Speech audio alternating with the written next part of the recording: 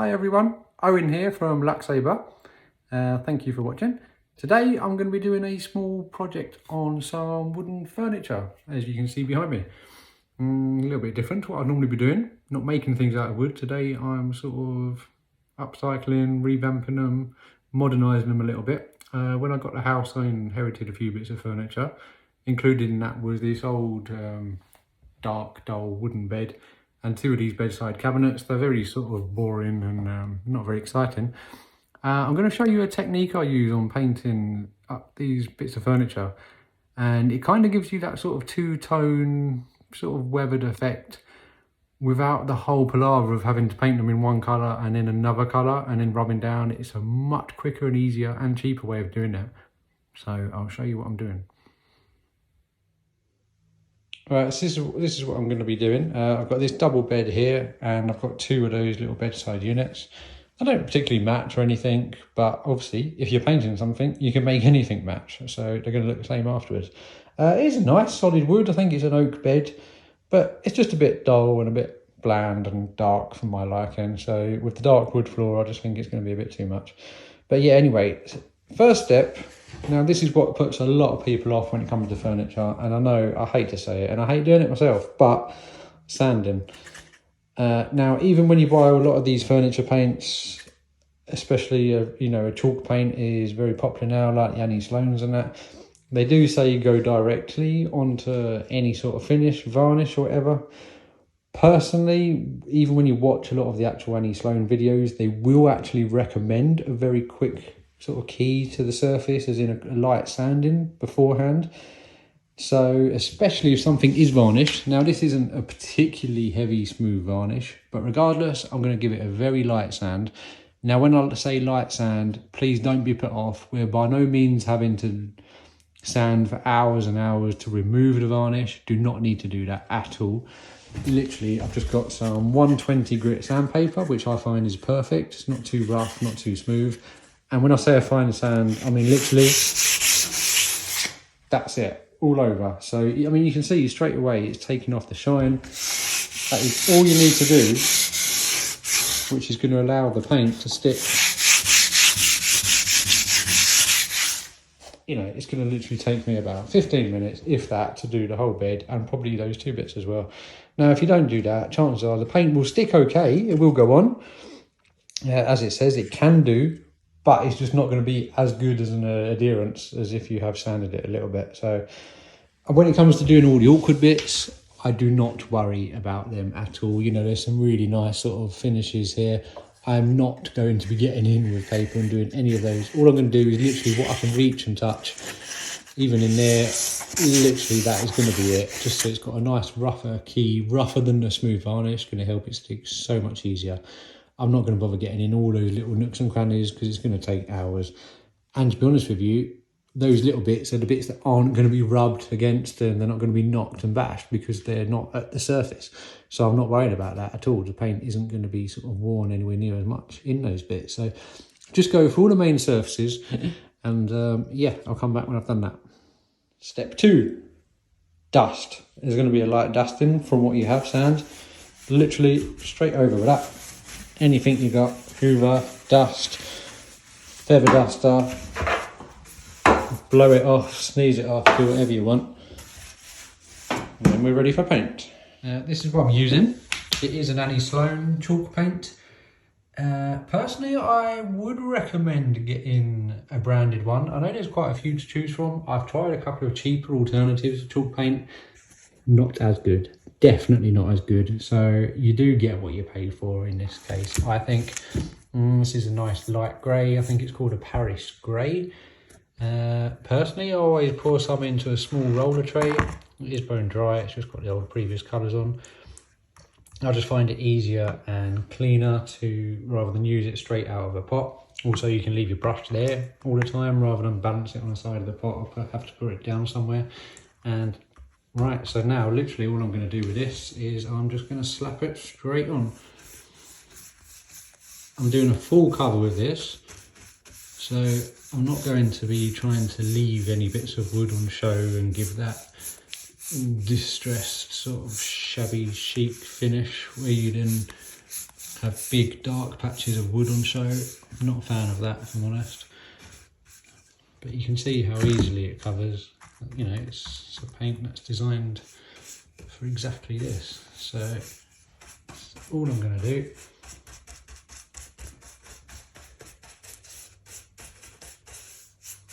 is the whole thing all over one solid colour.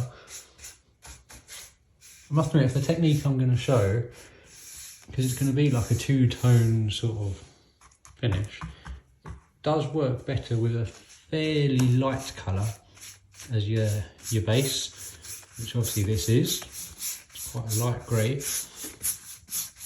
And then when it's done, the next step is just, you don't have to paint it all another colour and then sand it down or anything like that. It's going to be so much easier. So anyway, I won't bore you by watching me paint.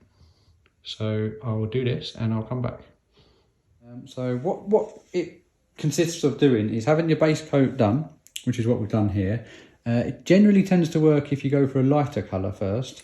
And then what I'm using is a finishing wax. It's nothing to do with the chalk paint sort of range of products. You can get all different sort of types of furniture waxes in all sorts of hardware stores. This is actually a copper coloured one. You can get all sorts, like I say, I've got a nice metallic silver one, which looks like steel sort of metal colour. I've got a black graphite one. You can get silver ones, pearlescent sort of ones. And it's a really thick, sort of like almost like a drier paste, almost sort of looks like a foundation or something from what you'd use on makeup. And so a little bit of this goes a very long way. Now, because it is real quite dry and sort of thick, it's not a liquid at all. What I tend to do is you want a nice soft, sort of very soft bristled, sort of bushy sort of brush, bigger than what you'd sort of think really, and just dab quite a bit on the brush. Doesn't look like you got much, but there's definitely enough there. Now, less is more with this, definitely. So all I use is a little bit of scrap board, cardboard, can be absolutely anything, just to get it evenly sort of dotted over the brush and take off if there's a bit too much. You don't want a clump because it's going to give you a heavy streak. So it sort of evens it out all over the brush. And then literally all you're doing is just very lightly use your brush over any sort of edges, sort of going in the opposite directions where you'd normally go like that, go opposite. And then any sort of paste or product that's on the brush will get picked up by the edges.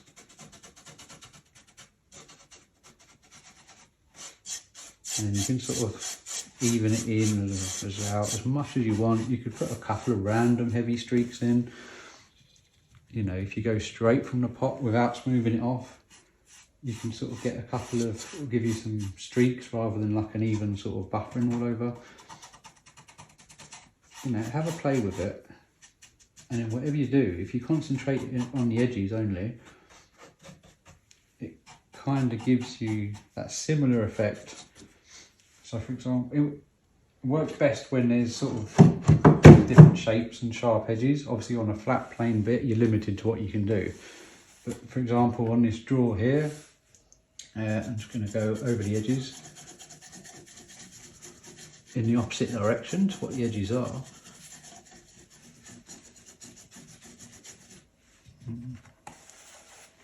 Hopefully this picks up okay on the camera. I haven't got the best lighting down here where I brought it downstairs to do.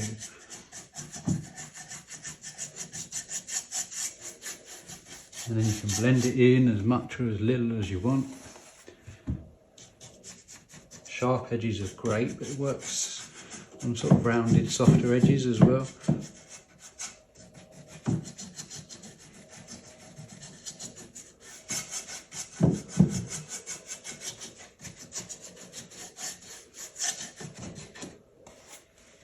You can try a bit on the main sort of edges here, even though these are soft, rounded edges. Just give it a light brush in the opposite direction. And it'll get picked up just on those edges. And you can just blend it in a little bit. Like I say, it's down to you. You can obviously be more or less, get as creative or as heavy with it as you like. Experiment with different colours. Just do a little scrap piece of wood first. I think this particular copper coloured finish could, I haven't tried it yet, but it could actually work well on a real dark colour, maybe like a black or graphite sort of base colour, or a navy blue. Then maybe you'll see a bit more of the shine of the copper coming through.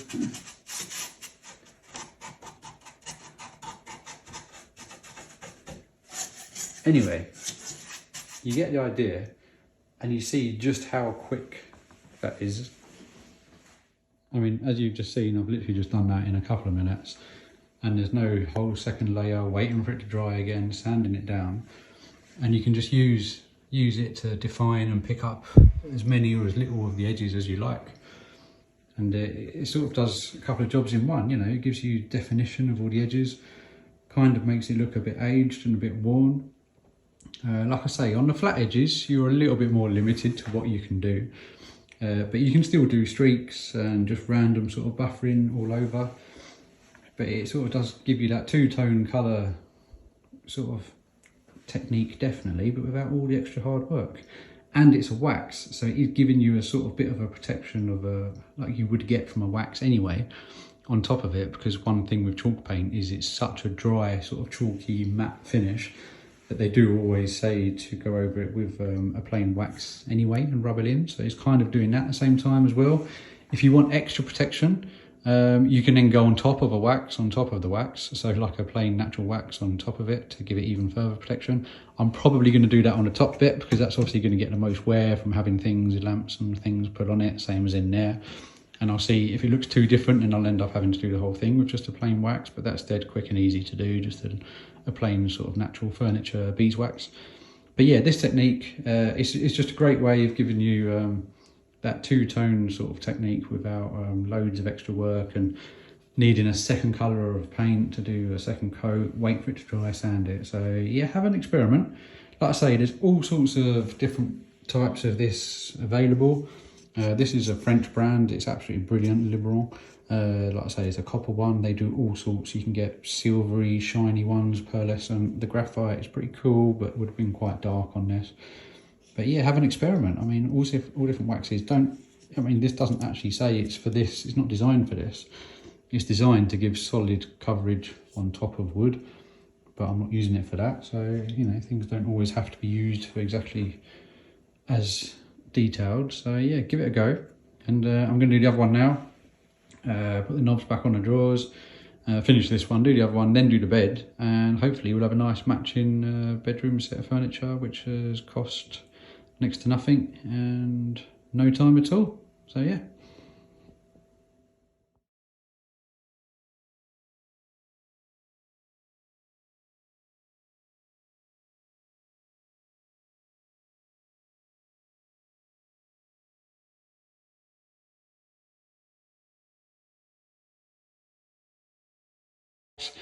And now this is going to be exactly the same technique. I've got the same product here, the wax, just wiping off the excess on the board. And I think this is actually going to be even more effective because there's a lot more edges and detail in here. So it's going to be the exact same technique.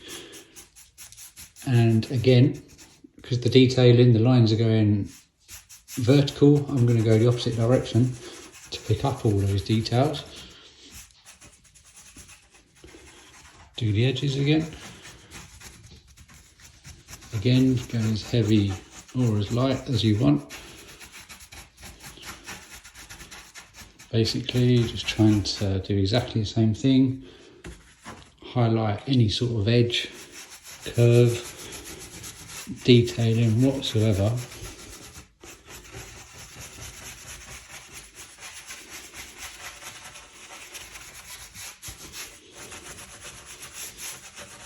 It's just taken me maybe 15 minutes to do those 2 units downstairs. Such a quick technique, and that combined with the fact that the chalk paint dries pretty quickly, you could literally do a piece of furniture with this technique, the light sanding, the chalk paint, let it dry, and then this, you know, in one day you could probably do a whole sort of bedroom set of furniture quite easily.